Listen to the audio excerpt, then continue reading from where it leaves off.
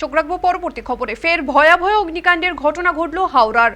এবার হাওড়ার আলমপুরের একটি পিচ কারখানায় আগুন লেগেছে। মুহূর্তের মধ্যে আগুন গোটা কারখানায় ছড়িয়ে পড়ে।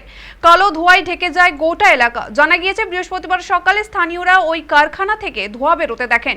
সেই সময় কারখানায় অনেক শ্রমিকও ছিলেন। এরপর স্থানীয় বাসিন্দারাই দমকলে খবর দেন। খবর পেয়ে ঘটনাস্থলে পৌঁছয় দমকলের 4টি ইঞ্জিন। পরে আরও 2টি ইঞ্জিন যায়।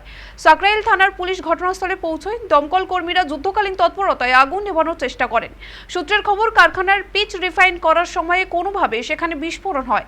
তার জেরেই আগুন লাগে। পুলিশ কমিশনার প্রবীণ কুমার ত্রিপাঠী বলেন, আগুন অনেকটাই নিয়ন্ত্রণে এসেছে। তবে পুরোপুরি আগুন নিয়ন্ত্রণে আসা না পর্যন্ত কতটা ক্ষয়ক্ষতি হয়েছে তা বোঝা সম্ভব নয়।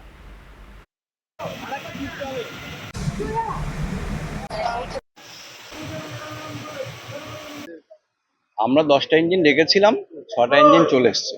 ঠিক আছে, সেটা তো এখনই বলা যাবে না, ওটা দেখতে হবে।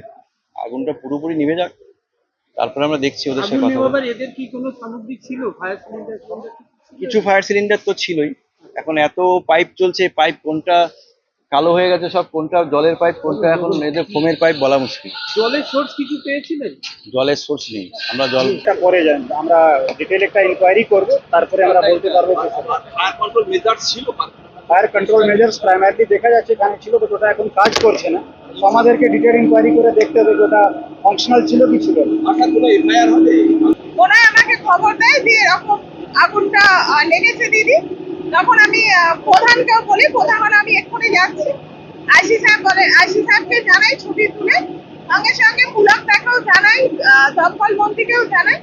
ওনারা ফোন, জল, দমকল যা যা পাঠাবার পাঠিয়েছে।